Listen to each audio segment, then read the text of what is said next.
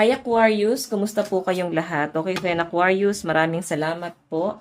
So walang sawang pagsubaybay sa ating pong mga reading, and kung ikaw ay bago pa lang sa ating channel, mag-subscribe na po kayo. Then i-click mo na rin yung ating notification bell para lagi kang updated sa ating mga bagong upload. Okay, so guys, sa mga interested sa ating private reading, ayan, nagpalit na ako ng pangalan, no? Ayan, yan lang din pangalan ko sa Facebook. Pero kung hindi nyo guys makita, ilalagay ko na lang po yung link ng Facebook ko, saka ng FB page, saka ng WhatsApp ko sa description box below. Message nyo lang po ako, okay? Sa Aquarius, tignan natin ano ba yung mga possible na ganap sa inyo this week. Aquarius, Sun, Moon, Rising, and Venus sign. Ano po yung mga possible na ganap kay Aquarius this week? Oops. Aquarius, Sun, Moon, Rising, and Venus sign. These two shall pass. So, may nakikita ko dito guys na parang masamang bisyo or pwedeng nakakasamang pagkain, alak, kung ano man yang nakakahiligan mo na baka kailangan mo nang mag-quit or at least limitahan mo na yung sarili mo dito sa bagay na to. Okay? Mag-limit ka na dito. Kasi yung pinapakita sa akin dito, medyo nakakasama na siya sa pakiramdam, no? And isa pa guys, pwede yung samahan nyo, yung mga kaibigan mo na tinuring, pwedeng na uusapan ka nila pag nakatalikod ka. May sinasabi sila guys pag nakatalikod ka. So, pwedeng hindi to guys magiging healthy sa inyo, no?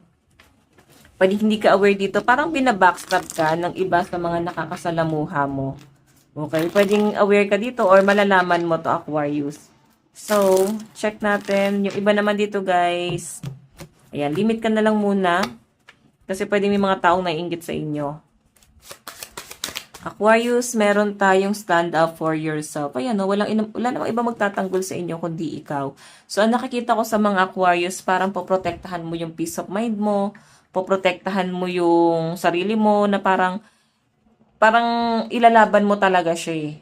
Okay? Kumbaga, lalaban ka sa kanila, aapila ka sa kanila na hindi tama yung ginagawa nila sa inyo guys, yung mga sinasabi nila sa inyo. So, ganun yung sinasabi sa akin dito. So, stand up for yourself. So, possible kasi na baka wala namang, 'di ba? Baka wala naman kasi nagre-remind sa inyo. Baka wala naman din kasing gagawa nito sa inyo. Ramdam mo na parang napagkakaisahan ka dito, Aquarius, no? Check pa natin. Game over, oh. Pwedeng malalaman mo eh. Madidiscover mo na yan. Okay.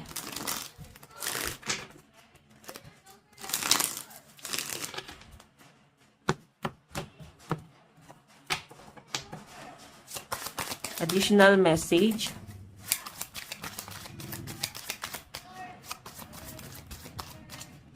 Additional message.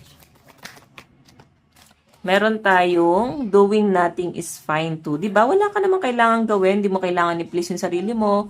Wala kang kailangan patunayan sa mga taong 'yan.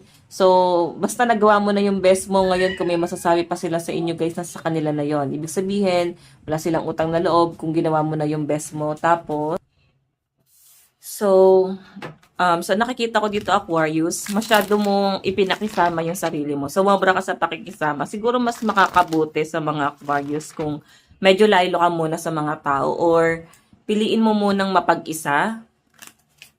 Yung medyo ano ka na lang, maging loner ka na lang muna, no? Kasi pwedeng may mga maling tao kang nasasamahan, no? Mali yung nagiging influensya nila sa inyo, Aquarius. So, by the way, yung ibang Aquarius naman dito, I think mas pinili nyo na mag-settle down yung iba dito, no?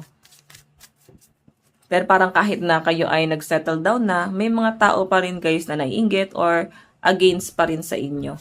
So, by the way, meron tayong you failed, so what? So, yun, no?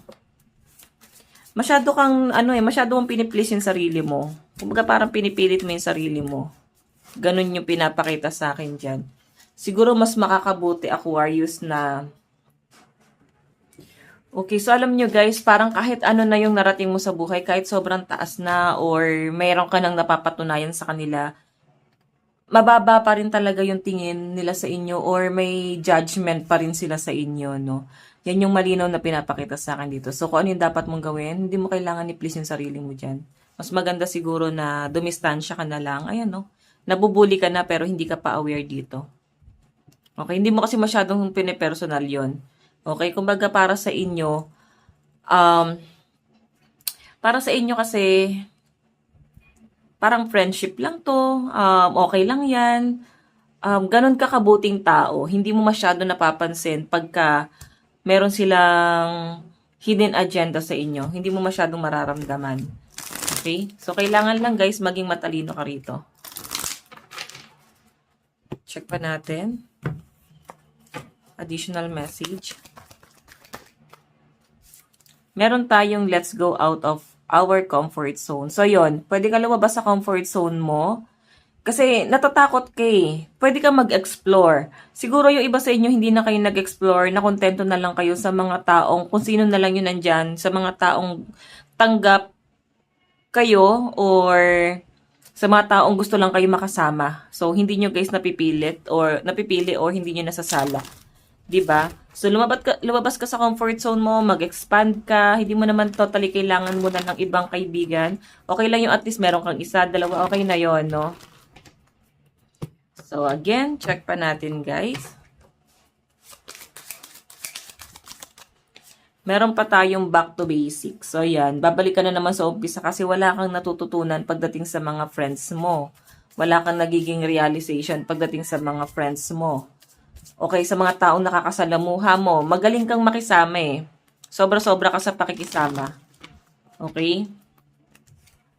So, mas maganda na gawin mo na lang yan sa mga taong nakaka-appreciate sa inyo, di ba? So, again, meron tayong do not panic. So, yun, no? Natatakot yung iba sa inyo, Aquarius, na mawalan ng mga bagay na nakasanayan mo noon. Okay? So, by the way, yung iba sa inyo, pagdating naman to sa source of income, no? I think may mga Aquarius dito na natataranta pagdating sa kanilang career. Possible na may nangyaring delay, cancellation, pwede nagkaroon ng conflict. So, don't turn back. So, I think yung iba sa inyo gusto niyo na mag-change ng career or at least baka may magre-resign na dito, gusto mo na magpahinga, makaka-feel kayo na parang nabu-burn out kayo dun sa ginagawa nyo. Lalo na kung parang paulit-ulit na lang siya, guys, no? Got a drink. Ayan, no? So, possible this week magkakaroon ka ng maraming time. And you are good enough as you are right now. Diba? Surprise! So, Aquarius yung pinapakita sa akin dito. Medyo magkakaroon ka lang ng parang insecurity pagdating sa katawan mo. So, siguro, medyo tumataba or nadadagdagan yung timbang. I think may mga Aquarius dito na mag-decide na kayo na mag-diet na talaga. Okay? Ano ba yung mga nakakasama? Yun yung kailangan yung limitahan. Especially mga alak. Ayan. Bisyo. So, pagdating sa love life mga Aquarius, meron tayong Page of Cups, new love, new person. Page of Cups, bago pa lang to. So, Eight of Swords, nakikita ko na parang na-stuck sa inyo tong taong to. Ikaw tamang nai-inspire ka sa kanya. Pero siya kasi guys na-stuck. So, I think nag-overthink. May new person na nag-overthink sa inyo. Okay, the Emperor. Oh, Emperor guys is possible kaibigan or someone na malapit sa inyo. Okay? Katrabaho. Basta malapit sa inyo at kilala mo lang to. Aquarius, advice para sa'yo, meron tayong go for it. So, may kinakatakutan ka, meron kang gustong gawin, at nag-hesitate ka dyan, sinasabi dito, huwag kang matakot. I know, go for it. Simulan mo. Okay? So, by the way guys, ito lang po ang inyong reading. Maraming salamat. God bless and love you all. Bye-bye!